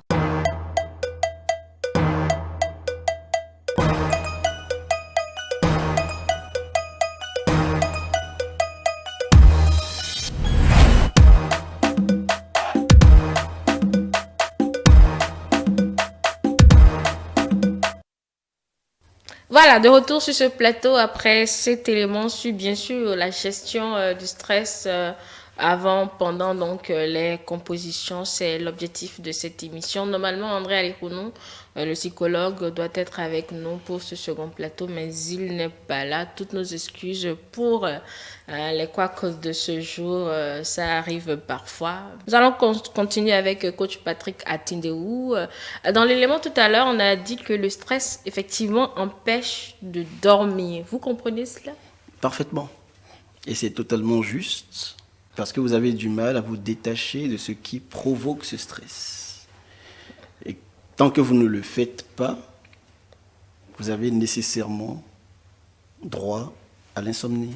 C'est une conséquence logique. Ce qui fait que la gestion du stress est fondamentale. Si vous n'arrivez pas à dormir, vous n'avez pas la possibilité de récupérer suffisamment en énergie. Donc, éveillé, vous êtes épuisé. Votre rendement est minime, à la rigueur insignifiant, parce que le corps ne peut pas donner plus que ce qui lui est donné de donner. Voilà. Donc, il est important de traiter ce volet-là pour permettre à la personne de se sentir beaucoup plus apte à rendre. C'est vraiment important. Et quand je reviens vers les enfants, je parlais en général, je reviens vers les enfants, c'est que aider l'enfant à gérer le stress lui permet d'aider son cerveau à se reposer. Lorsqu'il n'arrive pas à dormir, la probabilité est forte qu'en classe, en salle d'examen, qu'il se mette à dormir. Parce qu'il n'a pas eu l'opportunité de se reposer. Voilà. Donc, il est important de lui donner ce rythme de repos pour ne pas le soumettre à cette situation devant laquelle les parents ne seront pas là. Les enseignants ne seront pas là, le directeur ne sera pas là. D'où la nécessité d'aider l'enfant, de lui permettre de se reposer autant que faire se peut. D'accord. Dormez. Voilà. C'est important. Surtout ceux qui restent à l'école à la mi-temps, c'est-à-dire à la pause. Tout à fait. Mais il faut aussi réviser. Oui, c'est important. Réviser ou lire. C'est important. Vous avez dit, il faut lire. Il faut lire. Pas apprendre. Il faut lire, voilà. La lecture, les yeux nous permettent de capter ce qui est écrit. Et généralement, ça marche mieux lorsque nous écrivons nous-mêmes. Oui. Lorsque tu le fais sur le téléphone, ce n'est pas pareil. Lorsque les yeux arrivent à capter, la mémoire garde mieux. Et une fois que vous arrivez à fouiller dans la mémoire, vous pouvez revoir ce que vous avez écrit parce que ça vient de vous-même. Donc faire la nuance déjà entre réviser et lire. Ouais. Lire permet de repasser et de permettre à la mémoire de redonner lorsque nous en avons besoin. Surtout à la veille des matières... Bon, je ne veux pas dire importantes, parce que toutes les matières sont importantes. Mais par exemple, pour les candidats au bac D, oui, à la veille de la SVT ou des sciences physiques et chimie, on voit les candidats aller au tableau carrément et reprendre, c'est-à-dire reprendre des épreuves ou traiter. Je ne veux pas forcément reprendre des fois, c'est traiter même certaines épreuves. Ce qu'on appelle généralement la chasse aux épreuves à la veille même de cette composition majeure, je pense la science physique est coefficient 4. Tout à fait. Et la biologie coefficient 5. Exactement. Est-ce que c'est des pratiques qui rendent réellement service? Non, ce n'est pas recommandé. Et généralement, c'est le stress qui pousse à cela. Pousse à ça. Parce qu'on se dit, si je ne le fais pas voilà une épreuve que je n'ai pas encore vue, je n'ai pas traité, je ne l'ai pas vue, je n'ai pas eu le temps. Autant se concentrer sur ce qu'on a déjà traité. On peut prendre le corrigé type et lire. C'est important. Lorsque vous chargez la mémoire de trop d'informations, lorsque vous allez vers la mémoire pour prendre des informations essentielles, elle ne donne plus ce dont vous avez besoin parce qu'il y en a déjà trop. C'est surchargé. Donc, restez concentrés sur ce qu'on a déjà appris. Et j'allais revenir sur le fait que pour garder ce qu'on a déjà appris, oui, il faut se donner les moyens d'en parler à quelqu'un. Il faut discuter avec quelqu'un, papa, maman, oui, présenter le cours d'histoire géo selon votre compréhension, par exemple. Ok, donc réciter. Réciter et au besoin, même les mathématiques, expliquer. Pas forcément aller au tableau. Expliquer. Lorsque vous parlez avec la personne et que vous en parlez aisément, c'est que vous l'avez gardé. Vous voyez? Donc c'est un exercice auquel l'enfant peut être soumis pour voir sa capacité à en parler aisément. S'il arrive à le faire aisément, sans difficulté, c'est qu'il pourra rendre aisément. D'accord. Voilà. Ok. On devait aborder maintenant l'après-composition, parce qu'on a parlé de l'avant. le jour J, maintenant l'après. La partie la plus coriace. Ah ouais, ça c'est un stress particulier. Ah oui. Un stress vraiment particulier. Vous savez, c'est un moment où l'enfant a plus besoin de l'accompagnement des parents. Pas que les parents restent présents, mais que les parents leur offrent ou lui offrent la possibilité de s'évader, de faire autre chose. Ce n'est pas un moment où l'enfant doit être exposé à ce qu'il a déjà fait, puisque ce qui est fait est déjà fait. Il ne peut plus revenir en arrière pour corriger les épreuves. Ce n'est plus possible. Mais si on a la possibilité de lui offrir des vacances, ne serait-ce que pour 1 semaine ou 2, pour qu'il fasse autre chose, ou lui donner la possibilité de se divertir, de faire des choses qui lui permettront de penser à autre chose et de le maintenir dans un état vibratoire positif, c'est-à-dire dans un état de joie. C'est important. Si vous le mettez, vous l'envoyez en vacances et que en vacances, l'enfant est maltraité, son état lui permettra difficilement de ne pas penser aux erreurs lors des compositions. Parce que tout ce qui est contraire à cet équilibre ramène la personne en arrière et à revoir certaines choses qu'elle n'est pas censée voir. Donc, papa, maman, les deux sont appelés à créer l'environnement favorable pour permettre à l'enfant de se détacher de ce qui est déjà fait. Okay. L'enfant assis qui pense tout le temps à qu'est-ce que mes résultats vont donner, qu'est-ce que j'ai bien pu foutre, est-ce que j'ai bien travaillé en mathématiques, est-ce que j'ai pu faire ceci, j'ai pu faire cela. Lorsque l'enfant passe son temps à cogiter dessus, l'enfant crée un stress plus élevé. Mais lorsqu'il se déconnecte de tout ce qui est déjà fait et qu'il pense à autre chose, il n'y a pas lieu de stresser. Tout à l'heure, j'ai parlé de moi, j'ai parlé de mon premier échec. Oui. Et j'en parle fièrement parce que ce sont des causes qui ont généré cet effet. J'ai perdu mon petit frère à 15 ans. Oui. Et il n'y avait personne pour m'aider à gérer ce traumatisme. Ma mère n'a pas la capacité, elle n'est pas forcément lettrée. Donc j'ai vécu ça jusqu'aux examens. Mais personne n'a compris en fait qu'il y avait quelque chose qui n'allait pas. J'étais tout le temps avec quelqu'un que je perds subitement. Et je dois apprendre désormais à vivre seul. Il y a beaucoup d'enfants actuellement dans cette situation. Bien sûr. Qui ont repris la classe parce qu'à un moment donné, il y a eu une situation que personne n'a vue.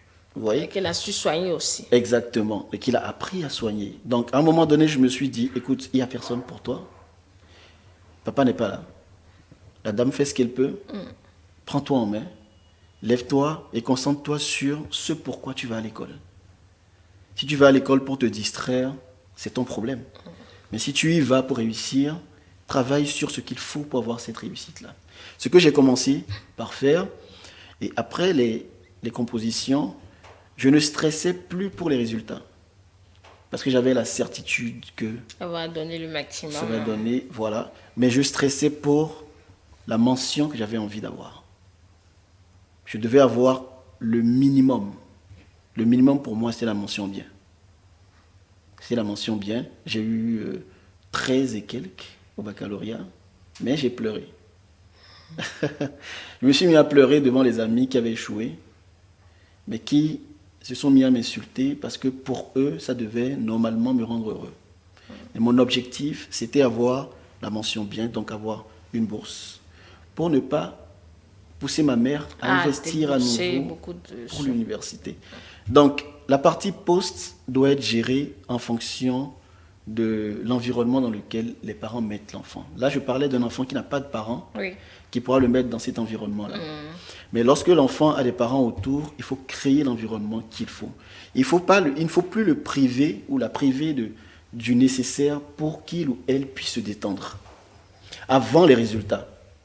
Ça l'aide en fait à se déconnecter du stress et à penser à autre chose, à passer à autre chose, à faire autre chose le temps que les résultats ne viennent. Voilà. Donc le focus que vous faites sur la chose crée l'état émotionnel dans lequel vous êtes. Okay. Voilà. Pour des adultes, je prends l'exemple des adultes pour mieux expliquer la chose avec les enfants. Lorsqu'un adulte se retrouve face à une situation de crise, que ce soit en finance, que ce soit dans une relation de couple, dans le foyer, etc., et que l'adulte passe son temps à se focaliser sur la situation, l'adulte ne fait que créer la situation davantage. Parce qu'elle n'a pas la force dans cet état de voir des possibilités de solutions qui s'offrent. Trop de problèmes, j'ai trop de problèmes, j'ai trop de problèmes. Plus tu penses que tu as trop de problèmes, plus tu auras trop de problèmes. Donc l'enfant, lorsque vous le laissez penser à « j'ai raté tel exercice, j'ai mal fait ceci, je n'ai pas répondu à telle question, je n'ai pas pu faire ceci », l'enfant va se mettre dans un état qui tend progressivement vers la dépression et ne pourra pas tenir lors des résultats. Donc papa, maman, les parents sont appelés à jouer ce rôle post pour aider l'enfant à se déconnecter de tout ce qui est déjà fait. Tout ce qui a été... Voilà, et à se connecter à quelque chose de plus joyeux, de plus intéressant. C'est important. C'est un accompagnement indispensable pour l'équilibre mental et émotionnel de l'enfant. Il y a des enfants qui mettent la barre vraiment haut, qui veulent être premiers. C'est vrai, les résultats en classe sont encourageants, mais qui veulent être premiers à la fin de l'examen, mais bon, dans le rendu peut-être. En fait, c'est aussi un autre objet de stress après les compositions. Je vais donner mon exemple tout à l'heure. Je voulais avoir au minimum 16. Et j'étais en mesure de le faire. Est-ce que les parents ont le droit de canaliser cette ambition un peu trop grande de l'enfant? Non, bien au contraire. Il faut le motiver à viser plus haut. Mais est-ce que ça n'aura pas des inconvénients si l'objectif n'était finalement pas... Là où la suite importe aussi, c'est que après les examens, dans l'environnement joyeux que les parents créent, il faut associer un accompagnateur pour préparer l'enfant mentalement et émotionnellement au résultat. Le parent peut le faire lui-même, s'il se fait accompagner dans ce sens, s'il a la capacité. Et s'il n'a pas la capacité, associer un accompagnateur pour préparer l'enfant au résultat. Je donnais mon exemple tout à l'heure parce que je comprends parfaitement ce que vous dites. Je vous ai dit tout à l'heure, je me suis mis à pleurer parce que je n'avais pas atteint mon objectif. Mais j'ai traîné ça pendant des mois. J'ai traîné ça pendant des mois parce que ce n'était pas concevable que je sois encore en train de dire à la pauvre dame de venir me payer l'université alors que j'avais la possibilité d'avoir cette grâce auprès du gouvernement. Personne ne pouvait comprendre, mais je savais ce que je traversais. Donc l'enfant qui attendait peut-être avoir une forte moyenne et qui a une moyenne plus basse doit forcément être préparé à gérer cette période-là. C'est une période de trouble, une période de déséquilibre qu'il faut l'aider à gérer. D'où, au milieu de l'environnement positif, joyeux, tout ce qui est installé, il est important de faire un travail d'accompagnement avec l'enfant. Ça peut prendre quelques jours, quelques temps, mais ce travail d'accompagnement, quand vous dites par exemple à l'enfant que peu importe la forme de résultat qui viendra, ça ne change pas la personne merveilleuse qu'elle est. Peu importe ce qui viendra des résultats qui tomberont, papa ne cessera jamais de t'aimer, maman ne cessera jamais de t'aimer. Et ça ne veut pas dire que tu es un enfant qui n'est pas appelé à réussir. L'enfant sait désormais comment est-ce qu'il faut encaisser le choc. Si choc il y a. Voilà. Donc c'est aussi un travail post qu'il faut faire avec l'enfant pour ne pas le voir enfermé, en train de pleurer à longueur de journée ou triste à longueur de journée. Parce que ça, c'est encore difficile à gérer. Papa n'est pas là, il doit aller travailler. Maman n'est pas là, elle doit aller travailler. Mais l'enfant est tout le temps enfermé, a du mal à sortir à cause du regard des gens. Donc, le travail est fait en amont, le travail est fait pendant, le travail est fait après. En aval. Voilà. D'accord. Maintenant, les résultats. L'attente maintenant, à quelques jours ou bien le jour des résultats, puisqu'on n'aura pas le temps de revenir sur ça, il faudrait qu'on en parle en même temps en bloc, voilà, pour qu'on puisse puiser l'essentiel de cette émission. Il y a une certaine peur, peu importe les efforts que tu as donnés. Oui, c'est naturel. C'est naturel. Un petit doute qui Exactement, on se pose des questions, est-ce que... ça, on ne peut pas demander à l'enfant de lutter contre. Mais ce qu'on peut dire à l'enfant, c'est le résultat viendra, je crois en toi, j'estime que tu as donné le maximum et je crois que tu réussiras. En fait, ne jamais lui dire qu'il y aura possibilité d'échec. Ah, mais autant le préparer, non? Si vous lui dites qu'il y a possibilité d'échec, l'enfant va s'orienter. Quand on va à un examen, c'est deux résultats. Je suis d'accord. L'enfant va se préparer va se concentrer sur toutes les erreurs commises et va déprimer avant les résultats. Quand je parle de ne jamais lui parler de possibilité d'échec, c'est qu'en ce moment-là, il n'a pas besoin d'entendre. Nous parlons des résultats. Nous ne parlons pas de la période juste après les compositions. La période juste après les compositions, vous avez pris le temps de l'aider à stabiliser mentalement et émotionnellement. C'est-à-dire qu'il y a des possibilités qui pourraient arriver. Voilà, on sera toujours là pour toi. Ça ne veut pas dire que tu es médiocre. Ça ne veut pas dire. Mais lorsque ceux qui ont eu le temps de le faire. Voilà. Mais lorsque les résultats sont là, et que vous parlez de possibilités d'échec, vous allez ramasser un enfant avec une crise ou une peur insaisissable, incontrôlable. Ce n'est pas le moment, en fait, de l'effrayer davantage. Mais c'est plutôt le moment de lui dire « Je crois que tu vas réussir, je crois en toi ». Ça permet à l'enfant de pouvoir gérer le stress. Je suis toujours dans le thème, dans le cadre, dans le contexte du thème. Si l'objectif, c'est de l'aider à gérer le stress le jour des résultats, ça ne sert à rien de lui parler d'échec. C'est ce que j'étais en train d'expliquer. Vous allez augmenter son stress. Papa m'a dit qu'il est possible que j'échoue. Ça veut dire qu'il est possible que j'échoue. Je peux échouer. Et si j'échouais? En réalité, en lui parlant d'échec, vous ne l'aidez pas. Vous l'enfoncez davantage. Mais vous pouvez tuer des mots dans le style, même si le résultat arrivait et n'était pas à la hauteur de ce qu'on espère. Sache qu'on sera toujours là pour toi. Vous n'avez pas parlé d'échec. Vous n'avez pas utilisé le mot échec. Et vous l'avez dit de manière subtile. C'est le mot qui pose problème. Ça pose problème. Et les mots sont très importants. Nous les banalisons, mais les mots causent beaucoup de dégâts. Vous êtes une femme. Lorsque vous êtes je sors légèrement du thème, si vous me le permettez. Lorsque vous êtes en relation avec un homme qui, à longueur de journée, vous envoie de sales mots, des propos déplacés, ce sont des blessures internes que seul le temps arrive à cicatriser. C'est simple, je le bloque. Si je le bloque, c'est fini. Et si vous êtes marié, si c'est votre époux, ça arrive. Il y a des mots qui réellement blessent. Et c'est difficile de les traiter. Donc les mots importent, le choix des mots importe, surtout avec l'enfant. L'enfant prend les mots et en fait sa vérité. Donc le jour de l'examen, il faut donner plus de courage que d'éléments à se décourager. Il faut lui tenir la main, il faut le rassurer ou la rassurer, lui montrer que... Même les adultes. C'est important. Il y a des adultes qui ont des cœurs de bébé. Je dis adultes, ceux qui vont au bac. Bien sûr, il y a des adultes qui ont des cœurs de bébé, il y a des adultes qui ne tiennent pas. Il y en a qui ne tiennent réellement pas. Les parents doivent comprendre en fait que jusqu'en classe d'examen, tant que c'est votre enfant, c'est toujours un enfant. Même lorsqu'on soutient à l'université, c'est toujours un enfant. C'est rassurant lorsque ton papa est là, ta maman est là, et que papa vient te mettre la main à l'épaule pour te dire « Mon fils, je suis là, tout va bien se passer ».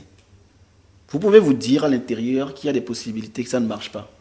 Mais vous avez comme rôle, vous avez pour rôle de dire à l'enfant que tout va bien se passer parce qu'il a besoin de cette paix intérieure.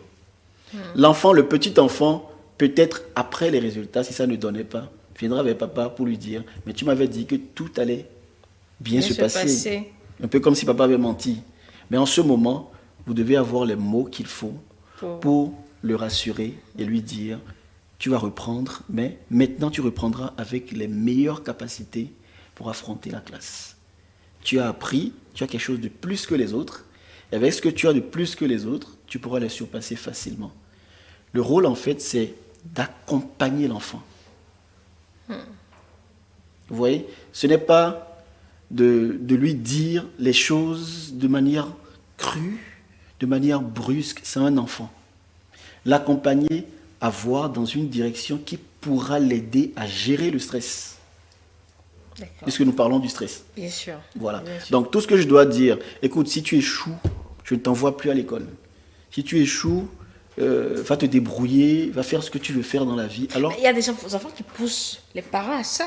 Donc il y a des enfants qui poussent au fait les parents à bout. Je suis d'accord. En réalité, je ne justifie pas. Je suis d'accord. Mais il y a des cas comme ça. Vous savez, ce sont des phrases, ce sont des outils que le parent peut utiliser pour créer une motivation dans le mental de l'enfant. L'enfant a peur des représailles et ça le pousse à donner de meilleurs résultats. J'ai parlé de la dernière de la classe tout à l'heure, qui a eu son baccalauréat, parce que sa mère lui a dit, si tu échoues, je t'envoie au marché. Elle n'a pas envie d'aller au marché. Donc c'était une motivation. Elle a tout donné pour réussir. Là, quand l'enfant capte le positif dans la menace. L'enfant donne le maximum. Mais ça, c'est dans la période pré.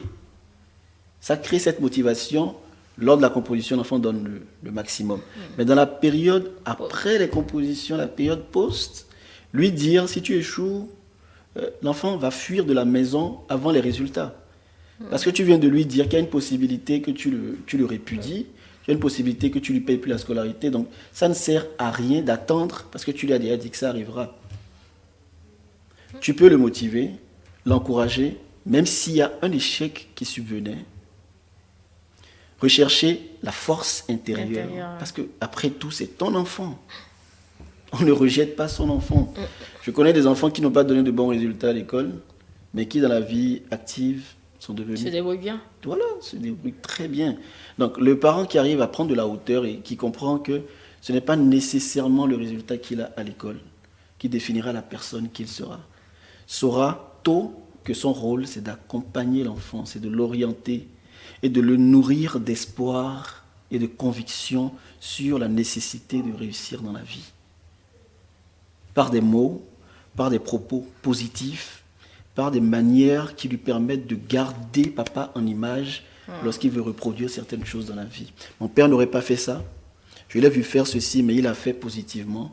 Je ne suis pas en mesure de le faire autrement parce que papa l'a bien fait.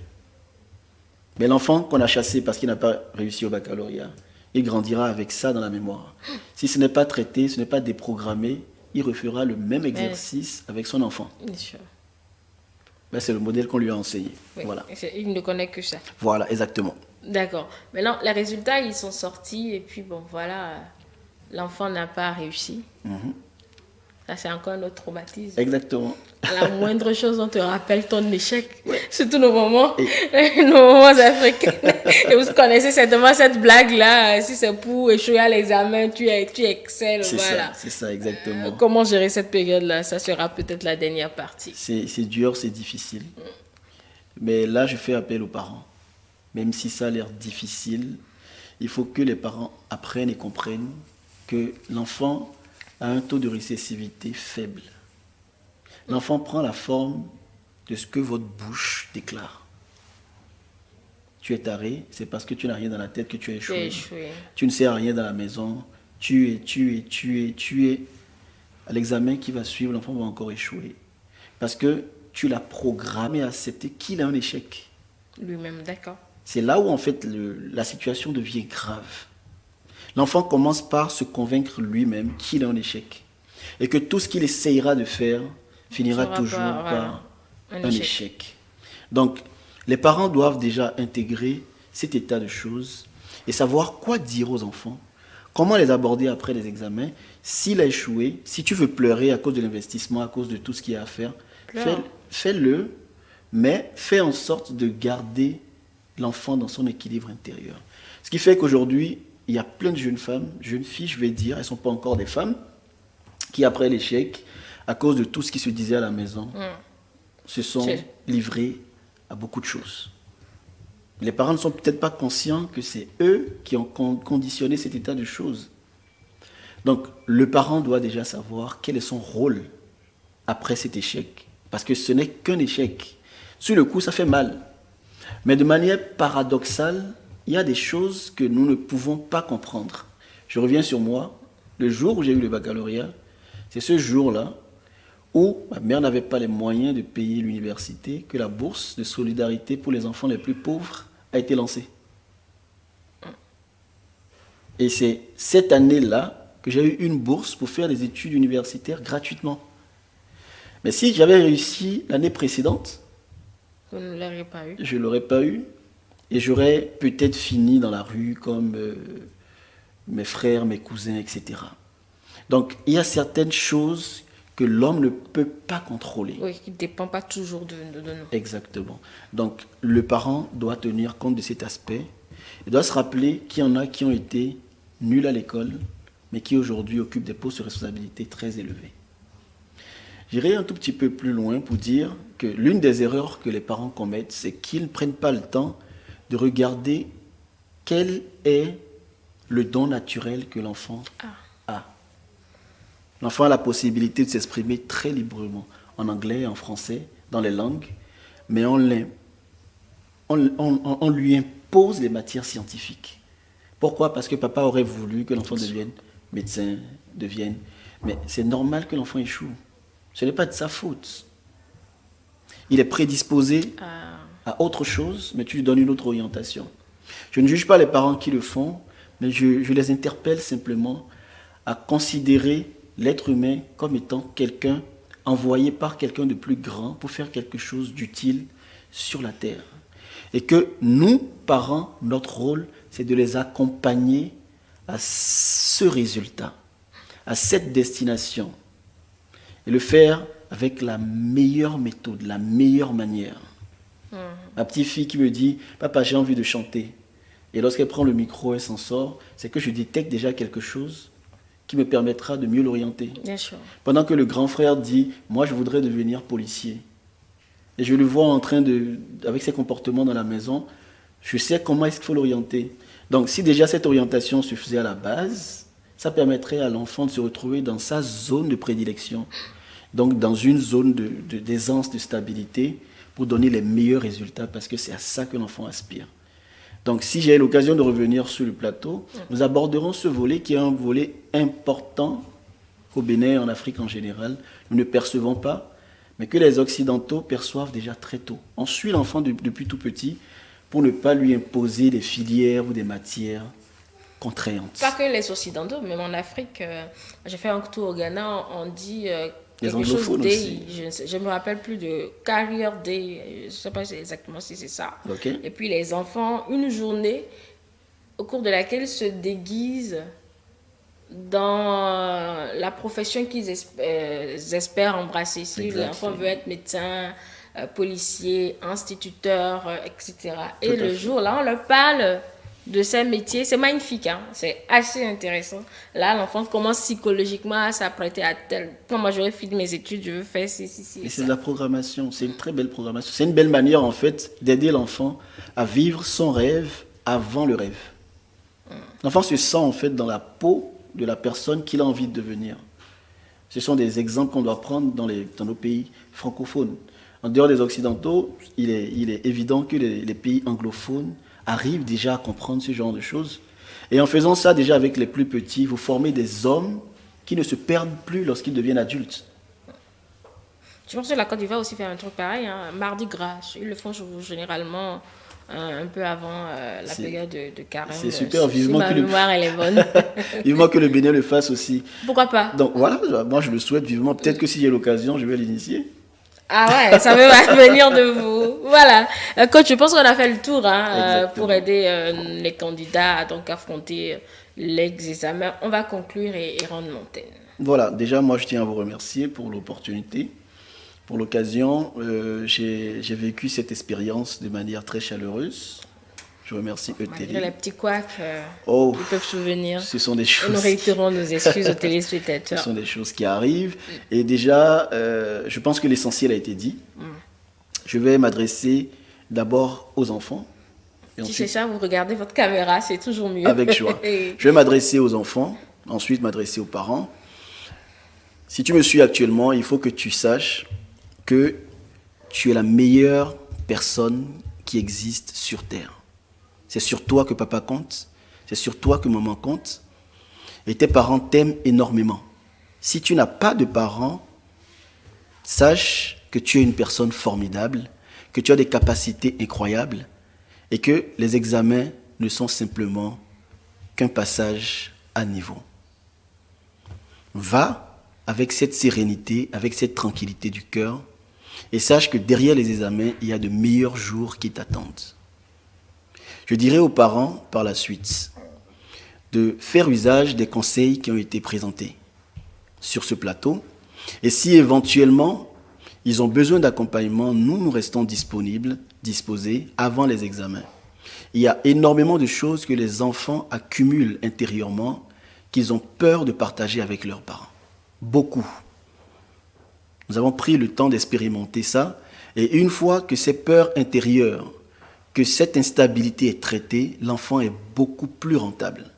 Donc, nous souhaitons très bonne composition à tous les élèves. Et voilà, vivement le Bénin.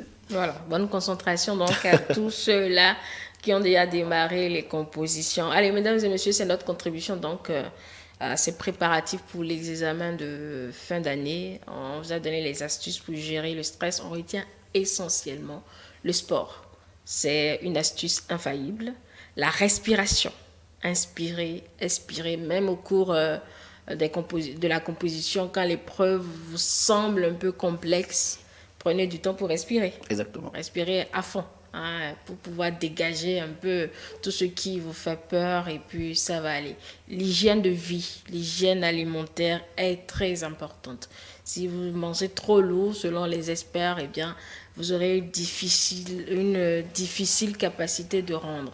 Donc, c'est toujours mieux de manger très léger et les parents, ils sont obligés d'accompagner les enfants durant cette période.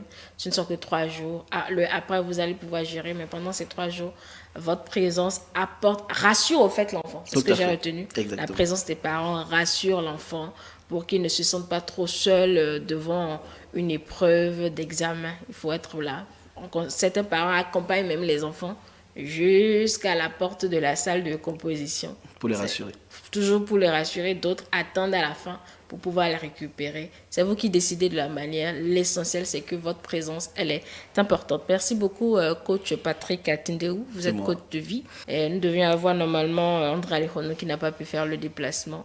Voilà, mesdames et messieurs, nous vous souhaitons une très bonne journée et belle composition aux enfants. À demain.